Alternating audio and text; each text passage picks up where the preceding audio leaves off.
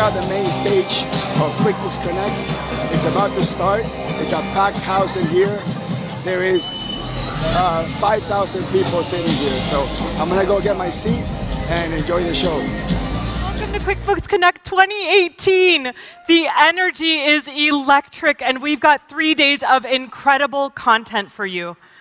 My name is Arij Meshergi, and at Intuit, I lead a team of over 300 people that are entirely focused on helping you, accounting professionals around the world, grow and manage your practice. I have the honor of kicking things off here at QuickBooks Connect. I'm here with the best looking guy in QuickBooks Connect. What has been the highlight of your conference? What sessions have you taken that have really impacted you that you can implement next year? Or this year, now? It's more on the personal side. For me, it's been to find the purpose from now on and get from there. I think it's just a matter of, I came here for personal branding, inspiration, and I think I found it, and I think it will be, I will be implementing that from now on and next year. I'm here with the Affirmative Future winner. Congratulations. Thank you, Hector. What's the magic formula? How do you become the firm of the future? You know what? Like I said yesterday, push the boundaries, think outside of the box, be a disruptor. And what does that look like? Give me an example. Focus on your clients. How do you push the boundaries? Give me an example. How do you push it out? The advisory service side. We do a lot of training for clients. We set them up on support plans, so they're not bookkeeping clients, but we set them up for success. Where most people think they're training themselves out of a job instead of training themselves into a loyal client. What's your name? Melissa. What are you excited about? I'm excited about everything here and meeting people. And what is the best business advice you ever received? Best business advice. Be true to yourself. Okay, thank you.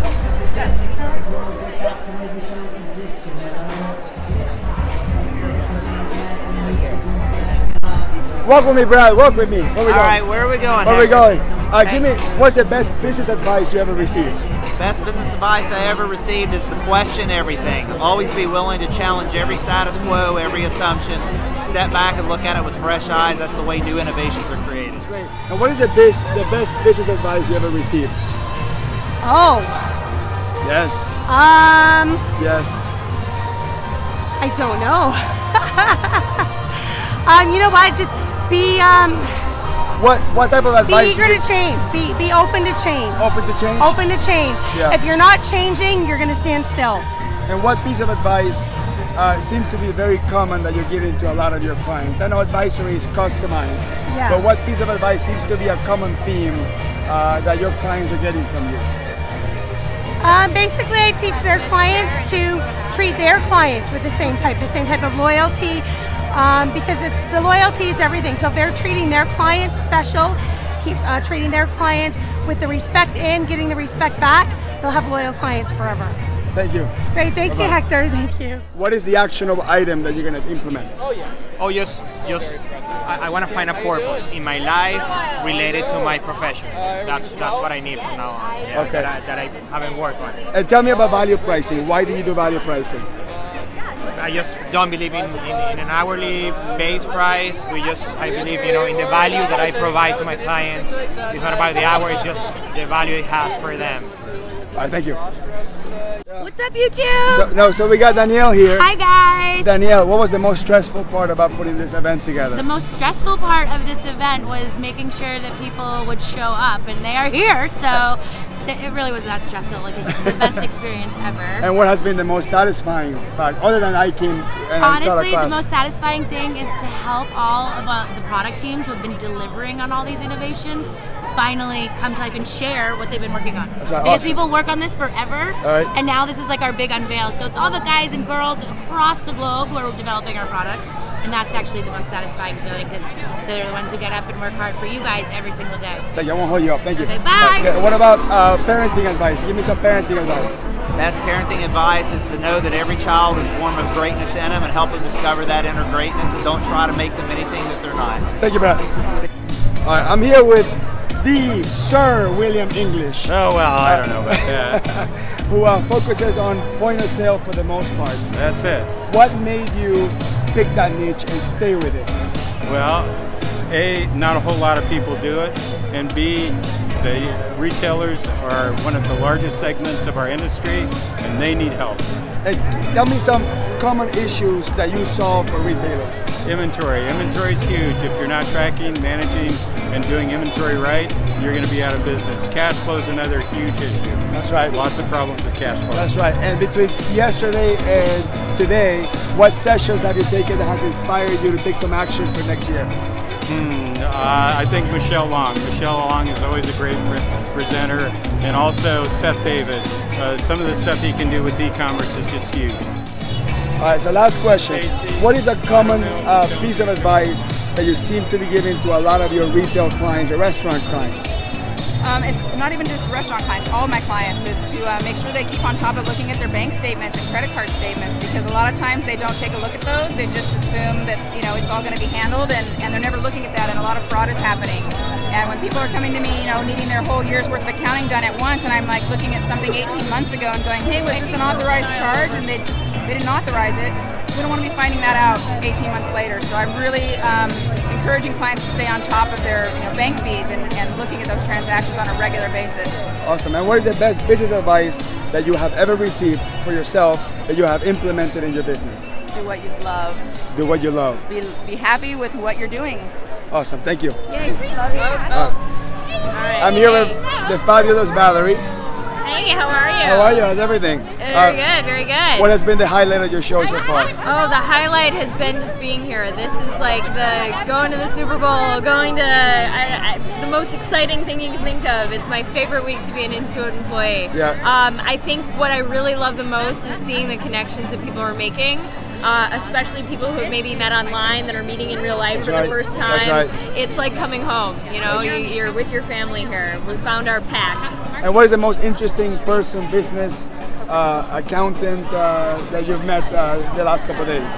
Ooh, that I've met in the last couple of days. I have been in our kind of large firm track and hearing what some of those firms have been up to and the strategies they're employing. So I had a whole room of interesting firms sharing kind of their journey. And on the large firms, what are the biggest pain points that you guys are trying to solve right now? Oh, sure. So a lot of it is training and education, right? Getting comfortable, moving to the cloud. We've got a lot of desktop experience, and we want to, we value that, of course, and we want to find ways of doing new things and changing up those workflows to automate and really deliver value to clients. That's right. Thank you. I won't hold you up. Thank you. Oh, yeah. No, thank you. Anything's possible, but you gotta love the power of the Canadian tribe. Oh, yes. Like, we stand out.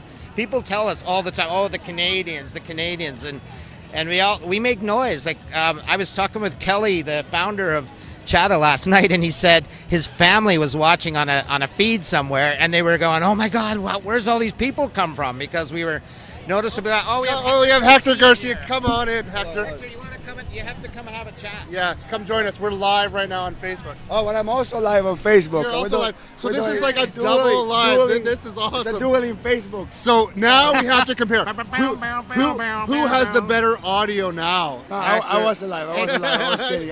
What is the best business advice you ever received? Specialize from Doug Slater.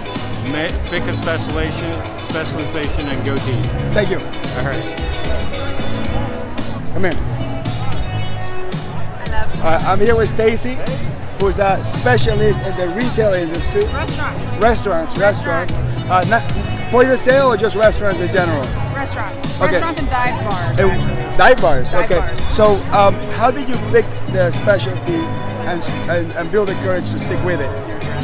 I've always liked working with restaurants. They say do what you love, and I love to eat. Yeah. So I picked restaurants, and then had the opportunity to write restaurant accounting with QuickBooks with Doug Slater a couple of years ago, and it was an instant niche creation. Often someone said, so what happened with YouTube? And you were sitting there, you took a few breaths, and you went, I'll get the details at another time, is I think how you put it. But then you said, generally speaking, the power of social media freed you in a way because they relented because of the tribe getting behind you, and I thought that was pretty cool. Right. It's people talk about networking and word of mouth and all that stuff, and you have to remember that at the end of that, it's another human being. Yes. And you can make connections with people in person. You can make connections with people online, as long as you're creating value without expecting anything in return. And that's something that was taught to me by, by my dad, my grandfather, a lot of people in my family. Is you always create value up front without expecting anything in return. And when my YouTube channel got shut down, I strongly believe that the community paid me back at that point in time, because they helped get the word out there about my YouTube channel. It was almost like outrage in the tribe. We're like, how dare you do this to them? Because people, we get used to it, and there's nothing but, you mentioned value. I think value is that word. How long have we heard about value pricing, value this, value that? But it's so true. Value, manifests itself in so many different ways, and the goodwill you created, it probably helped. Who knows? Maybe you wouldn't even be back yet. You don't always know what these big companies, what they're thinking when they make these decisions, right? It's always done in a vacuum, it seems. Well, the thing I want to ask you about is, because you raised a point in your session yesterday on video marketing about, you're like, bring on the haters. Yes. Because how the haters galvanize your supporters. And that's almost what happened. I don't know if you can really call YouTube a hater, but it really galvanized the support of your community, right? When you think about... there, Jeff, we got to get you back in. What's up, man? I don't know how we're going to squeeze everybody in. Okay, we're going to get super cozy. we'll get... you know what? Today. Let's do this. Let's zoom out. We're going to zoom out and bring in Jeff. Where do you want me? So for those of you who missed Jeff Gates' amazing interview yesterday, it was amazing. It was so much fun. We had this great conversation going. We were talking about leadership and change, and 10 minutes later we realized, Andrew, is the mic on right now? I just want to double check. Yeah, can someone in the black and white silent auction movie. Yes, it's the new trend, right? Where it's going back to silent film. Very nice. Yes, we're doing the Sholto McPherson. Got the look going. I just don't have the accent yet. We were wondering if Intuit is trying to make us all a little bit more Aussie. Yes. You know what? If it works, there you go. It's all good. Yeah. So set it for the day. Shrimp at the Barbie for tonight and everything. Is that? I've actually just been told show up on that. So okay. Yeah. So let's talk App Challenge, you guys. It's happening. Yeah. I know, Jeff, you're super proud because already, with Firm of the Future is firmly Canadian. Yeah. And there's actually 2 Canadian app partners in the final 10, and I think there's one that everyone seems to be making all the noise about. And I talked with Kelly. One of your favorites. Of course, Calgary's own. Yeah. Chad, I was talking with Kelly, the founder, last night. Yeah. And he was saying his family was watching the simulcast online. Yeah. And they were blown away at how much noise was being made. They said, how many people are there? Oh, that's awesome. It was like 15 of us making all that noise, and they were really happy for their dad, their husband, and so good. Yeah. Yeah. Well, we'll see. That would be really awesome if we won that as well as Canadians. Yeah. Well, now we won 2 QB Firm of the Futures officially, Hey, but we were talking unofficially. It's 3 years in a row. It's not a trick question. Not a trick question. It's 24-hour bookkeeper. Karen Woodman. Oh, right. That's She right. was Canadian. Yeah. Wow. We claimed that one too. Yeah. Yeah, exactly. War of 1812 and everything, right? It's ours. How you doing? I'm Jeff. Nice to meet you, Jeff. Look at this. Jeff Gates is meeting Hector Garcia for the first time. This is what it's all about. This is Connect. This is what it's all about. Exactly. We've been talking about tribe and goodwill and value and how that gets created at this event. Yeah. In so many ways. Well, I mean, like that reaction that you just had. Yeah. Do you know how many times I've seen that here with Hector? Because of the power that you have created in your community, that everybody knows Hector, but they actually don't know Hector. Well, I want to tell you a story, and I'm going to embarrass one of our tribe mates, Scott with a Z or a Z, depending on which side of the border you're on. Yeah. And he said, "Where's Hector Garcia?" This was on the opening night when we were all at the bar. Yeah. And I said, "He's right behind you." And he went, "No way!" And he got all. And then he goes, when he met Hector, he didn't come out of character. He said, "Oh my God, it's Hector Garcia!" It was so good. Hector, I want to ask you, what's your most interesting fanboy, fangirl experience? Do you have any stalkers? Interesting. No stalkers. I had one person who was in their late 60s that came to me in QuickBooks Connect, Canadian actually, 2 years ago. And he came... I'm not in my 60s, Hector. Whatever. Came to me 2 years ago and he said, I just started my bookkeeping practice. Actually, me and my wife started bookkeeping practice. And I felt that everything I learned was from your YouTube videos, and I think I have a viable business because I had a reference to start with. And the guy was almost in tears out of excitement that he wanted to tell me that. He says, I really wanted to tell you that. You know, and I just, like, that's the reason why I do it. Yeah. You know, I didn't know that's the reason why I do it, but the first time it happened, I realized what the real reason that why I do it. I was thinking more along the lines of like the Lisa, like, woo, Hector! Yeah. Last year she's like, oh my God, it's Hector. Will you hug him for me? And I did. I came over and said, Hector, this is going to sound weird, but I'm here to hug you for a friend. I'm a family man. I'm a family man. I'm a family man. But I had a funny conversation with Hector the other night. We were talking about Tribe and how fun it is and how we all agreed we're just everyday people like everyone else. And you come into this community and we have all these people that get elevated to almost larger than life status, but we're quick to remind them that no, we're just regular. We're just in a tribe that appreciates and we contribute, we collaborate, we help, and that we just do it in different ways. Because Hector can't be Hector without people saying, Hector, you're really helping me. Yeah. Otherwise, you're just bored and you're going to move on. Yeah. Now, quick question. In your session yesterday, you Googled yourself, ratings came up, and Hector, and then there was this individual in 4th or 5th, and he seemed to, who is that? Is that the strongest man in Florida? How did that work? No, there's, you know, what I was showing in the class is your videos don't have to be perfect. And, you know, there's one guy out of Florida also that made these really rough draft videos, like no high quality camera, no lights, no high quality microphone, and it's got 1.7 million views.